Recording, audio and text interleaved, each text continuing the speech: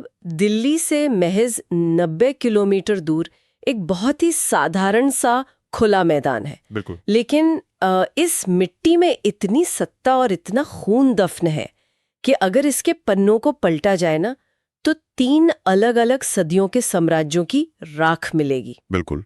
और हम बात कर रहे हैं पानीपत की। ये मतलब सिर्फ एक जगह का नाम नहीं है, ये भारतीय इतिहास का वो लोहे का दरवाजा है जिसने बार बार ये तय किया कि इस उपमहाद्वीप पर आखिर राज किसका होगा। सही कहा। और हमारे आज की इस गहन चर्चा का विषय यही है। हमारे पास ऐतिहासिक दस्तावेजों और सैन्य रणनीतियों का विश्लेषण करने वाले बेहतरीन स्रोतों का एक पूरा स्टैक है। इनमें the iron gates of Panipat, Facto Analytica, History Connect, History TV और डिमांडिंग पंडित शामिल हैं। जी। और देखिए, आज हमारा मिशन कोई राजाओं की वंशावली या सिर्फ तारीखें रटना नहीं है। बिल्कुल नहीं। हमारा उद्देश्य ये समझना है कि आखिर इन युद्धों के मैदान में जमीनी स्तर पर हुआ क्या था। मतलब कैसे मौसम, कूटनीति की कमी और सबसे बढ़कर आंतरिक कलह ने बार बार विदेशी हमलावरों को भारत पर कब्जा करने का मौका दिया। हाँ, क्योंकि दिलचस्प बात यह है कि ये दरवाजा अक्सर बाहर वालों ने नहीं तोड़ा बल्कि भीतर वालों ने खुद खोल कर दिया। एकदम सटीक बात कही आपने। अगर हम गहराई से विश्लेषण करें तो पाएंगे कि पानीपत के मैदान में लड़े गए ये 3 ऐतिहासिक युद्ध 1526, 1556 और 1761, ये अलग अलग घटनाएं नहीं हैं। इनमें एक पैटर्न है। एक पैटर्न? हाँ हाँ। भले ही सदियां बदल गईं, लेकिन हार के पीछे की जो मनोवैज्ञानिक और संरचनात्मक कमियां थीं वे लगभग एक जैसी ही रहीं। तो चलिए इस पैटर्न की शुरुआत करते हैं। साल 1526, पानीपत का पहला युद्ध। मतलब एक तरफ दिल्ली का सुल्तान इब्राहिम लोधी है। स्रोतों के अनुसार उसकी सेना सच में विशालकाय है, लगभग 1 लाख सैनिक और 1000 युद्धक हाथी। जी। और दूसरी तरफ फरगना से खदेड़ा गया एक शासक है बाबर, जिसके पास सिर्फ 12 से 15,000 सैनिक हैं। अगर इसे आज के परिप्रेक्ष्य में देखें ना तो ये ऐसा है जैसे कोई छोटा सा नया टेक स्टार्टअप अपनी नई तकनीक से किसी विशालकाय पुरानी कॉरपोरेट कंपनी को सीधी टक्कर दे रहा हो। हाँ, ये तुलना बहुत सटीक है, क्योंकि जिस तरह एक टेक स्टार्टअप अपनी नई तकनीक और फुर्ती के दम पर बड़े कॉरपोरेट्स के सुस्त ढांचे को पछाड़ देता है, ठीक वैसा ही बाबर ने किया था। लेकिन यहाँ सबसे महत्वपूर्ण सवाल यह है कि बाबर को यह मौका मिला कैसे? मतलब उसे भारत आने का न्योता मिला था, है ना? बिल्कुल। इब्राहिम लोधी की सबसे बड़ी कमजोरी उसके बाहरी दुश्मन नहीं, बल्कि उसकी अपनी नीतियां और उसका अहंकार था। दस्तावेज स्पष्ट रूप से बताते हैं कि लोधी ने अपने ही अफगान सरदारों को इतना अपमानित कर दिया था कि वे अंदर ही अंदर उसके खिलाफ हो गए थे। हाँ, मैंने पढ़ा था कि पंजाब के गवर्नर दौलत खान लोधी और खुद इब्राहिम लोधी के चाचा ने बाबर को बुलाया था। जी।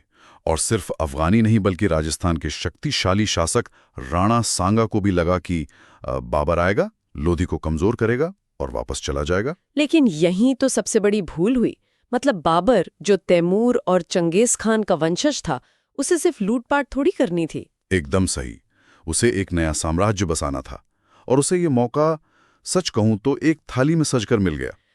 लेकिन मुझे यहाँ एक बात बिल्कुल हजम नहीं होती।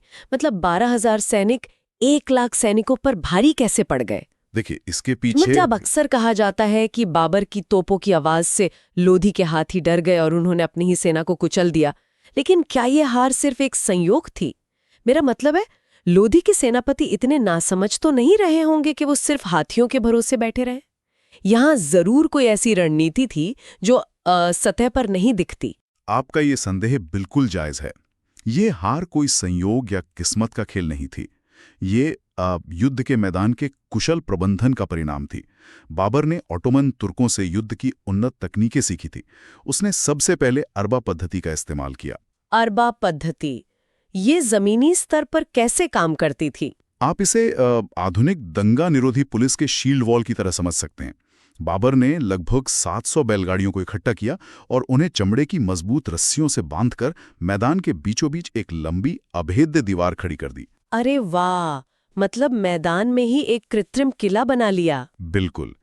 इन गाड़ियों के बीच जो थोड़ी बहुत खाली जगह थी, वहां उसने अपनी तोपें और बंदूकधारियों को बहुत ही सुरक्षित रूप से तैनात किया। इसका सीधा मतलब था कि लोदी के घुड़सवार और हाथी सीधे मुगल सेना पर चार्ज नहीं कर सकते थे। समझ गए। तो ये तो रक्षात्मक रणनीति हुई, लेकिन 12,000 लोग 1 लाख को मारेंगे कैसे? यहीं पर तोपों का मनोवैज्ञानिक प्रभाव और बाबर की तुलुगमा रणनीति काम आई। देखिए, उस दौर के भारतीय जानवरों और सैनिकों ने कभी बारूद के इतने भयानक धमाके नहीं सुने थे। हाँ बिल्कुल। तो जब तोपें चलीं, तो हाथियों में ऐसी दहशत फैली जिसे काबू करना संभव था। हाँ। और जब लोदी की सेना हाथियों के इस भगदड़ में उलझी हुई थी, तब बाबर ने अपने घुड़सवारों को तुलुगमा का आदेश दिया। मतलब दाईं और बाईं ओर से पीछे जाकर घेर लेना। जी, मुगल घुड़सवार टुकड़ियां बेहद फुर्तीली थीं। उन्होंने लोदी की विशाल सेना को पीछे और दोनों किनारों से जकड़ लिया।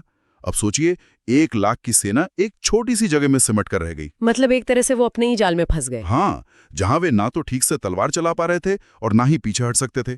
इब्राहिम लोदी उसी भीड़ में मारा गया। ये इस बात का एक क्रूर उदाहरण था कि युद्ध सिर्फ संख्या बल से नहीं, बल्कि गति, तकनीक और मैदान के ज्यामितीय उपयोग से जीते जाते हैं। सच में ये नजरिया तो इतिहास को देखने का तरीका ही बदल देता है। मतलब हम अक्सर मान लेते हैं कि बड़ी सेना है तो जीत पक्की है, लेकिन यहाँ लोधी की सेना का विशाल आकार ही उसकी सबसे बड़ी कमजोरी बन गया। बिल्कुल, भीड़ में तब्दील हो गई वो सेना। बाबर ने साबित कर दिया कि तकनीक और अनुशासन संख्या बल को चकनाचूर कर सकते हैं। लेकिन क्या हो जब दोनों तरफ सेनाएं मजबूत हों, तकनीक भी लगभग बराबर हो और किसी साम्राज्य का भविष्य तोपों पर नहीं बल्कि महज एक इंसान के शरीर पर टिका हो? ये हमें सीधे इस पैटर्न के दूसरे चरण में ले जाता है। जी, पानीपत का दूसरा युद्ध, साल 1556। हाँ, पहले युद्ध के 30 साल बाद स्थितियां बिल्कुल उलट चुकी थी। बाबर द्वारा स्थापित मुगल सत्ता काफी कमजोर पड़ रही थी और दिल्ली की गद्दी पर अब एक असाधारण हिंदू सम्राट हेमचंद्र विक्रमादित्य का कब्जा था, जिन्हें हम इतिहास में हेमू के नाम से जानते हैं। जो एक व्यापारी से सेनापति बने थे, है ना? जी, और फिर सम्राट बने। उन्होंने अपने जीवन में लगातार 22 युद्ध जीते थे। उनका कोई सानी नहीं था उस वक्त। और दूसरी तरफ मुगल सेना का नेतृत्व एक 14 साल का लड़का कर रहा था, अकबर, जिसके पीछे बेशक उसके मुख्य सेनापति बैरम खान का दिमाग था।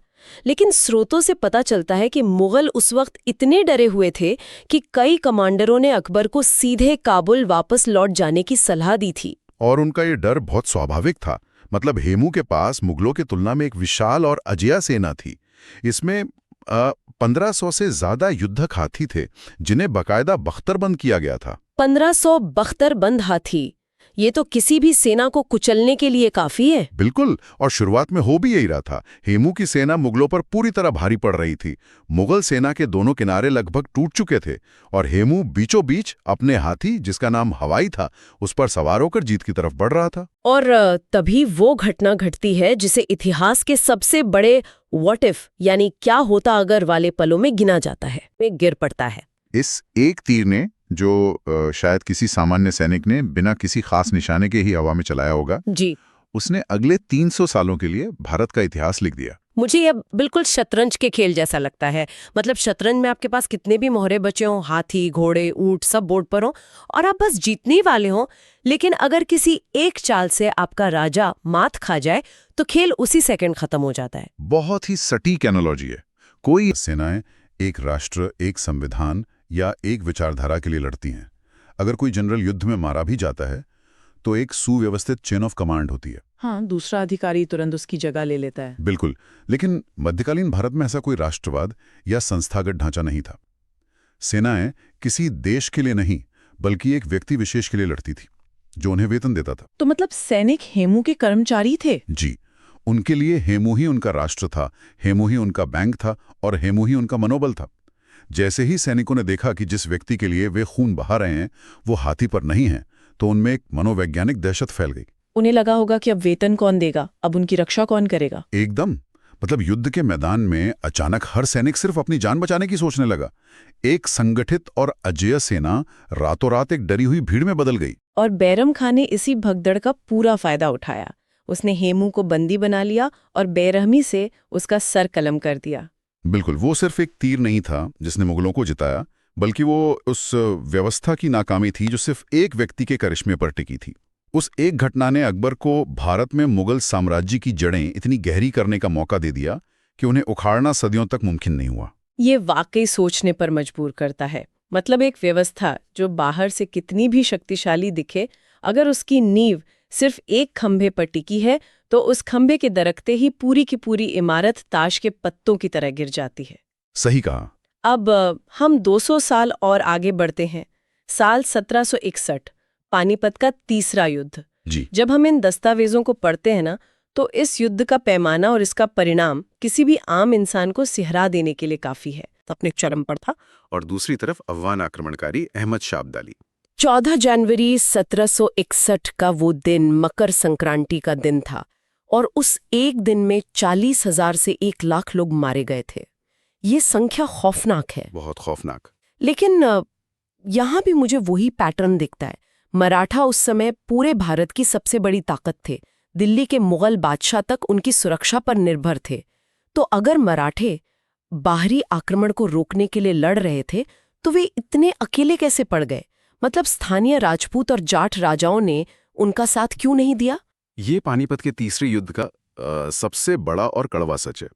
मराठों की हार मैदान में नहीं बल्कि कूटनीति के पटल पर हुई थी। अच्छा। जी। और इसके लिए उनकी अपनी नीतियां जिम्मेदार थीं। मराठों ने राजनीतिक अलगाव का रास्ता खुद चुना था। अपने साम्राज्य विस्तार के दौरान उन्होंने राजपूत रियासतों के आंतरिक मामलों में बहुत दखल दिया और उनसे भारी कर वसूला। तो राजपूत उनसे नाराज थे? बिल्कुल। वे खुद को अपमानित महसूस करने लगे थे और इसी वजह से उन्होंने युद्ध के समय तटस्थ रहना बेहतर समझा। और जाट राजा सूरजमल, वे तो मराठों के सहयोगी थे ना? सूरजमल एक बेहद अनुभवी रणनीतिकार थे, लेकिन मराठा सेनापति सदाशिवराव भाऊ का अहंकार उनके आड़े आ गया। भाऊ ने उनकी सलाहों को नजरअंदाज किया। और दूसरी तरफ अब्दाली एक विदेशी हमलावर होते हुए भी भारत की स्थानीय राजनीति को मराठों से कहीं बेहतर समझ रहा था। हाँ, स्रोतों में ये साफ दिखता है कि अब्दाली ने कूटनीति का बेहतरीन जाल बुना। उसने अवध के नवाब शुजाउद्दौला और रोहिलखंड के नजीबुद्दौला को ये कहकर अपने साथ मिला लिया कि ये धर्म की लड़ाई है। जी। मतलब जरा सोचिए, एक अफगानी ने भारतीय जमीन पर आकर यहाँ के नवाबों को अपना बना लिया, लेकिन मराठे अपने ही पड़ोसियों को साथ नहीं रख सके। यही मराठों की पहली और सबसे बड़ी रणनीतिक भूल थी, कूटनीतिक मोर्चे पर पूरी तरह हार जाना। लेकिन दूसरी गलती इससे भी बड़ी थी। इससे भी बड़ी गलती? जी, और वो थी रसद यानी सप्लाई लाइन का पूरी तरह से कुप्रबंधन। देखिए, मराठा सेना जब पुणे से उत्तर की ओर चली तो उनके भीतर अजेय होने का एक भारी अति आत्मविश्वास था। मतलब उन्हें लगता था कि उन्हें कोई हरा नहीं सकता। बिल्कुल। इसी अहंकार में सदाशिवराव भाऊ ने अपने साथ लगभग 1 लाख ऐसे लोगों को ले जाने का फैसला किया जो सैनिक नहीं थे। 1 लाख गैर लड़ाकू लोग? हाँ, इनमें महिलाएं, बच्चे, नौकर और बड़ी संख्या में तीर्थयात्री शामिल थे। ये फैसला तो बिल्कुल समझ से परे है। मतलब कोई भी सेनापति युद्ध के मोर्चे पर 1 लाख तीर्थयात्रियों का बोझ क्यों उठाएगा? इसके पीछे विशुद्ध सांस्कृतिक प्रतिष्ठा और अहंकार था। मराठों को लगा कि वे इतने शक्तिशाली हैं कि उत्तर भारत के इस सैन्य अभियान को एक शाही तीर्थयात्रा में बदल सकते हैं। बाप रे! जाट राजा सूरजमल ने भाऊ को स्पष्ट चेतावनी दी थी कि इन गैर लड़ाकू लोगों को चंबल नदी के पार किसी सुरक्षित किले में छोड़ दें। युद्ध के मैदान में इतनी भारी भीड़ ले जाना तो आत्महत्या के समान है। और भाऊ ने नहीं सुना? नहीं, भाऊ ने इसे अपनी शान के खिलाफ माना। और इस अहंकार की कीमत बहुत भयानक चुकानी पड़ी। मतलब जब अब्दाली ने दिल्ली पर कब्जा करके मराठों का दक्षिण से संपर्क काट दिया तो मराठा सेना पानीपत में फंस गई। रसद बिल्कुल खत्म हो गई। दस्तावेजों में जो भूखमरी का विवरण है वो रोंगटे खड़े कर देता है। मतलब घोड़े भूख से मरकर कंकाल बन रहे थे। उन 1 लाख तीर्थयात्रियों को खिलाने के लिए अनाज का एक दाना नहीं बचा था। और यही मजबूरी उन्हें मैदान में ले गई। भूख से तड़पते सैनिकों ने भाऊ के खेमे के बाहर आकर कहा कि इस तरह तिल तिल कर मरने से अच्छा है कि हम मैदान में लड़ते हुए अपनी जान दे दें। और इसीलिए उन्हें मकर संक्रांति के उस कड़ाके की ठंड वाले दिन हमला करना पड़ा। जी, और वो मौसम भी पूरी तरह मराठों के खिलाफ था। जनवरी की वो जमा देने वाली ठंड। दक्षिण के अपेक्षाकृत गर्म मौसम से आए मराठा सैनिक पतली धोती और सूती कपड़ों में थे। हाँ, क्योंकि वो तो दक्कन के मौसम के अभ्यस्त थे। बिल्कुल। उनके पास अफगानी सर्दियों से बचने के लिए उचित कपड़े नहीं थे।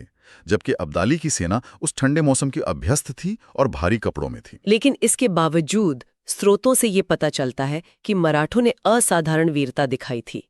इब्राहिम खान गार्दी की तोपों ने अब्दाली की सेना में भारी तबाही मचाई थी। जी हाँ, दोपहर तक तो मराठे हावी हो रहे थे। लेकिन फिर वही हुआ जो 1556 में हेमू के साथ हुआ था, एक भावनात्मक और मनोवैज्ञानिक चूक। बिल्कुल सही। युद्ध के सबसे नाजुक मोड़ पर भाऊ के भतीजे विश्वासराव को गोली लग गई और अपने प्रिय भतीजे को मरता देख सदाशिवराव भाऊ अपना संयम पूरी तरह खो बैठे। और वे अपने हाथी से उतर गए। जी, वे हाथी से उतरे और घोड़े पर सवार होकर विश्वासराव के पास चले गए। अरे बिल्कुल हेमू वाली स्थिति। और जैसे ही विशाल सेना ने देखा कि उनके सेनापति का हौदा खाली है, वही दृश्य दोहराया गया। सेना में तुरंत अफवाह फैल गई कि भाऊ मारे गए। जिस सेना को सिर्फ भूख और अपने सेनापति के भरोसे ने खड़ा रखा था, उसका मनोबल एक झटके में टूट गया और फिर से भगदड़ मच गई। हाँ, अब्दाली जो पूरे दिन अपनी एक रिजर्व सेना को छिपाकर शांत बैठा था, उसने बस इसी पल का फायदा उठाया और मराठों पर अंतिम और सबसे घातक हमला कर दिया। तो अगर हम इन तीनों युद्धों के इस लंबे और खूनी इतिहास से कुछ निष्कर्ष निकालें, तो 1526 में इब्राहिम लोधी के अहंकार ने उसके अपनों को ही उसका दुश्मन बना दिया। जी। 1556 में पूरी व्यवस्था महज एक इंसान पर निर्भर होने के कारण ढह गई और 1761 में कूटनीति की विफलता और अति आत्मविश्वास ने मराठों को उनके ही देश में बेगाना कर दिया। पानीपत सिर्फ ये नहीं बताता कि किसने जीत हासिल की, बल्कि यह उस दर्दनाक सच को उजागर करता है कि जब जब इस जमीन के पहरेदारों में आपसी फूट पड़ी है, तब तब किसी तीसरे ने आकर यहाँ राज किया है। बिल्कुल। पानीपत के तीसरे युद्ध का सबसे बड़ा परिणाम ये नहीं था कि अफगानों ने भारत पर राज किया, बल्कि ये था कि मराठों की हार ने पूरे भारत में एक विशाल शक्ति निर्वात, जिसे हम पावर वैक्यूम कहते हैं, वो पैदा कर दिया। हाँ, क्योंकि कोई भी ऐसी केंद्रीय सत्ता नहीं बची थी जो पूरे देश को एक सूत्र में बांध सके। जी, और इस शक्ति निर्वात का सबसे बड़ा फायदा उठाया बंगाल में घात लगाए बैठी ब्रिटिश ईस्ट इंडिया कंपनी ने। उन्होंने देखा कि भारत की सबसे बड़ी सैन्य शक्ति अब खत्म हो चुकी है। बिल्कुल। और इसके बाद अगले 150 सालों तक पूरा भारत ब्रिटिश औपनिवेशवाद की बेड़ियों में जकड़ता चला गया। इन सभी स्रोतों पर गहराई से विचार करने के बाद एक बात तो बिल्कुल साफ हो जाती है कि पानीपत सिर्फ भूगोल नहीं है, ये एक मानसिकता है। इतिहास की ये चर्चा हमें एक ऐसे सवाल पर लाकर छोड़ देती है जो आज के समय में भी उतना ही प्रासंगिक है। जी बिल्कुल। मतलब हम अक्सर सोचते हैं कि ये युद्ध तलवारों, तोपों या हाथियों के थे, लेकिन अगर गहराई से देखा जाए तो पानीपत एक संकरा भौगोलिक रास्ता था जो उत्तर पश्चिम से आने वाले हर खतरे को दिल्ली तक पहुंचने से पहले एक ही जगह रोकता था। सही कहा। लेकिन आज के इस आधुनिक दौर में जहां युद्ध तलवारों से नहीं बल्कि डेटा, साइबर हमलों और वैश्विक अर्थव्यवस्था के जरिए लड़े जाते हैं, क्या कभी किसी ने सोचा है कि आज के भारत का पानीपत कहाँ है? ये बहुत ही गहरा सवाल है। वो अदृश्य दरवाजा कौन सा है जहां आज की आधुनिक सेनाएं और विदेशी ताकतें सेंध लगाने की कोशिश कर रही हैं? और सबसे महत्वपूर्ण बात, उस दरवाजे पर पहरा कौन दे रहा है? और कहीं हमारे भीतर का ही कोई अहंकार या कल उस दरवाजे को फिर से खोलने की तैयारी तो नहीं कर रहा? बिल्कुल सोचने वाली बात है। इस विचार के साथ हम आज की इस गहन चर्चा को यहीं विराम देते हैं। ज्ञान और इतिहास की ऐसी ही और गहराइयों के साथ फिर मुलाकात होगी।